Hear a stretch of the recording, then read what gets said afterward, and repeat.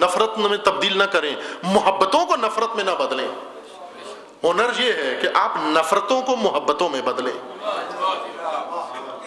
بہت بڑا ہنرمند انسان ہے وہ جو نفرت کو محبت میں بدل دیتا ہے ایسے لوگ، بعضوں کے پاس فن ہے یہ ایسا کہ دو آدمی جن کے درمیان نفرت، میاں بیوی کے درمیان نفرت ہو، وہ جاتے ہیں 5 منٹ کے درمیان ان دو آدمیوں کو آپس میں محبت میں تبدیل کر دیتے، دونوں ایک دوسرے سے محبت۔ دو بھائیوں میں ہوتا ہے، یہ گھریلو باتیں سب کے گھروں میں ہیں، ہر گھر کے اندر موجود ہیں یہ واقعات۔ دو بھائیوں میں آپس میں قدورتیں ہو جاتی ہیں، لیکن پڑوسی کو، ہمسائے کو، ہمدرد کو چاہیے کہ ان دونوں بھائیوں کے درمیان محبت پیدا کرے، محبت پیدا کرے۔ یہ ہنر ہے، یہ فن ہے، محبتوں کو نفرتوں میں نہ بدلے۔ محبین اہل بیت کو اہل بیت کا دشمن نہ بتائیں، سب دنیا محبت کرتی ہے، سب دنیا۔ آپ قبضہ نہ کرو اہل بیت کے اوپر، یہ نہیں کہ اگر کوئی اور محبت کرتا ہے تو میری محبت کم ہو جائے گی، نہ، میں بھی کرتا ہوں، ساری دنیا کرتی ہے، بلکہ آپ کی شان بڑھ جائے گی۔ کیوں؟ اس لیے کہ آپ ان سے محبت کرتے ہیں جن سے سارا جہان محبت کرتا ہے۔ یہ نہ کہو کہ صرف میں محبت کرتا ہوں، کوئی اور محبت نہیں کرتا۔ قبضہ گروپ نہ بنو، بہت سمجھتے ہیں ہر چیز پہ قبضہ کر لیں، اہل بیت صرف ہمارے ہیں بس۔ آپ کو کس نے یہ ٹھیکہ دیا ہے؟ جو سب کے ہیں ان کو کس نے کہا کہ یہ اپنے بنا لو تم؟ یہ سب کے ہیں، اور آپ بھی اگر کچھ کر سکتے ہیں تو لوگوں کو یہی بتاؤ کہ لوگوں یہ صرف ہمارے نہیں، ہم ان کا نام لیتے ہیں، یہ ہیں آپ کے بھی، یہ ہیں تمہارے بھی، یہ صرف ہمارے نہیں، یہ سب کے ہیں۔ جس طرح خدا سب کا خدا ہے، جو خدا کو مانے اس کا بھی وہی خدا ہے، جو خدا کو نہ مانے اس کا بھی وہی خدا ہے۔ اور اہل بیت اسی خدا کے وسیلے ہیں، کوئی ان کو وسیلہ مانے تو بھی یہ وسیلے ہیں، جو ان کو نہیں مانتا اس کے لیے بھی وسیلے ہیں۔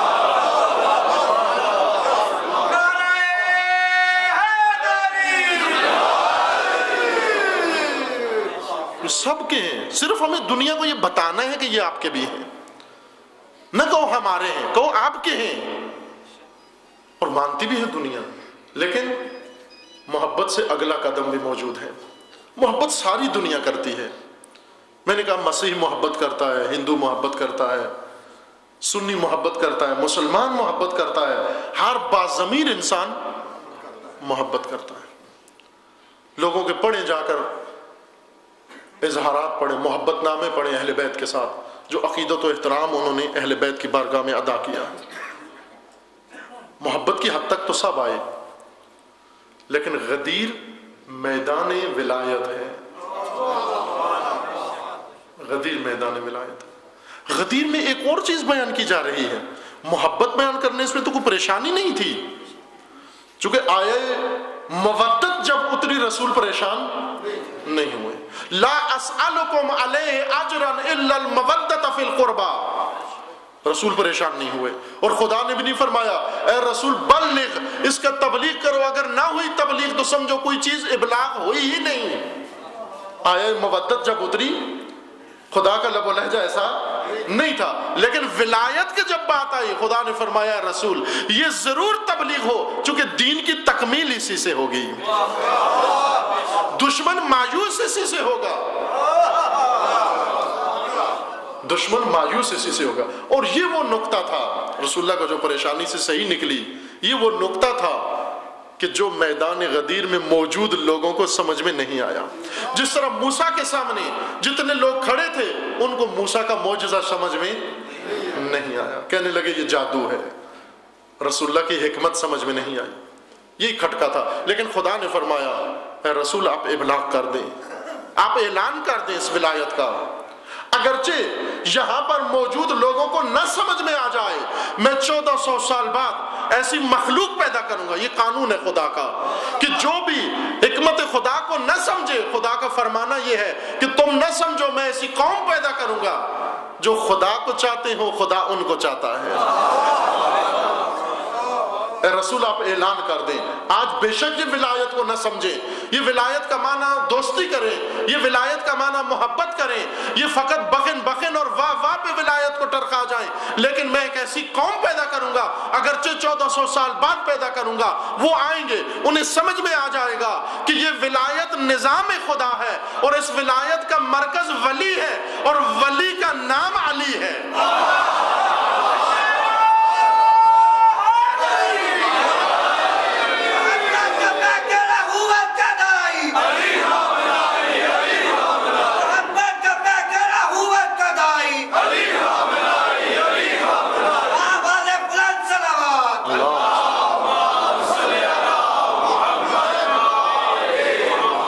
ایک ایسی قوم پیدا کروں گا جو پرچم ولایت اٹھائے گی, ساری دنیا کو بتائے گی کہ اے لوگوں, جمہوریت کا گوسالہ بنانے والوں, ملوکیت کا گوسالہ بنانے والوں, ملوکیت کا بچڑا پوجنے والوں, آمریت کے بچڑے کی عبادت کرنے والوں, اے سامریوں کے بنائے ہوئے نظام کے تحت زندگی بسر کرنے والوں, اللہ کا نظام ولایت ہے.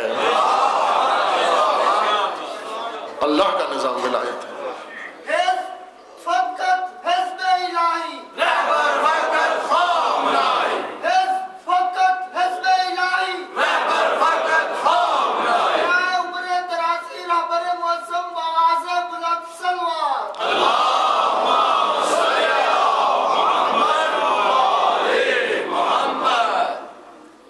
ولایت نظام ہے, نظام, اللہ کا نظام. بشر کو نظام چاہیے.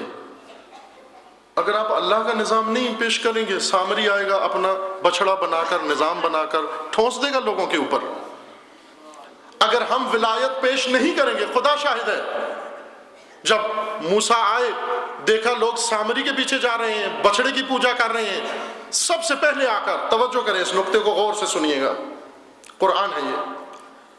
موسیٰ جب آئے, قرآن نے بڑا منظر کشی کی ہے موسیٰ کے آنے کی.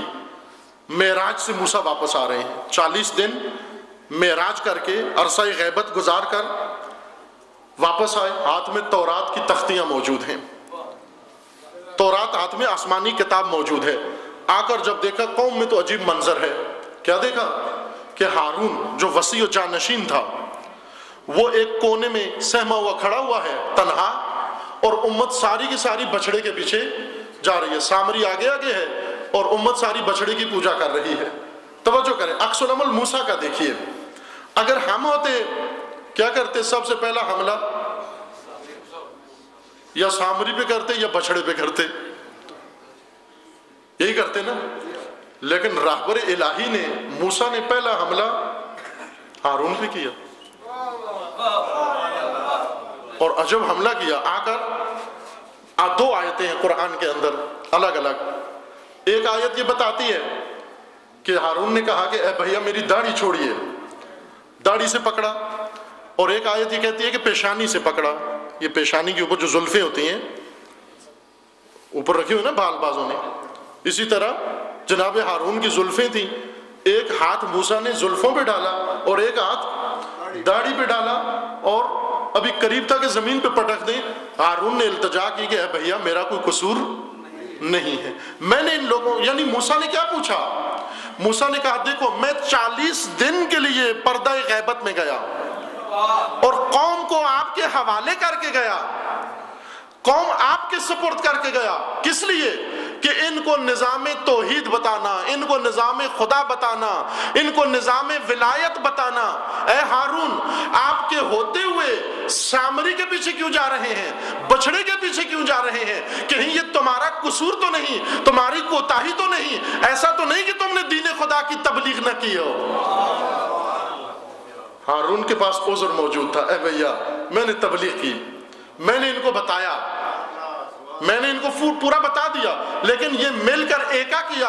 قریب تھا کہ مجھے قتل کر دیتے, قریب تھا کہ مجھے قتل کر دیتے. جب دیکھا ہارون کے پاس عذر موجود ہے تو ہارون کی داڑھی چھوڑ دی, اور پھر اس کے بعد قوم کی طرف گئے کہ اے قوم میں جو تمہیں سال ہا سال خدا بتاتا رہا، میری سال ہا سال کی بات سمجھ میں نہیں آئی، اور سامری نے ایک ہفتے میں بچڑا بنا کر تمہیں بچڑے کے پیچھے ڈال دیا، ایک ہفتے میں سامری کی بات سمجھ میں آ گئی، پھر سامری کا رخ کیا، آخر میں بچڑے کا رخ کیا، سب سے پہلے ہارون سے سوال کیا۔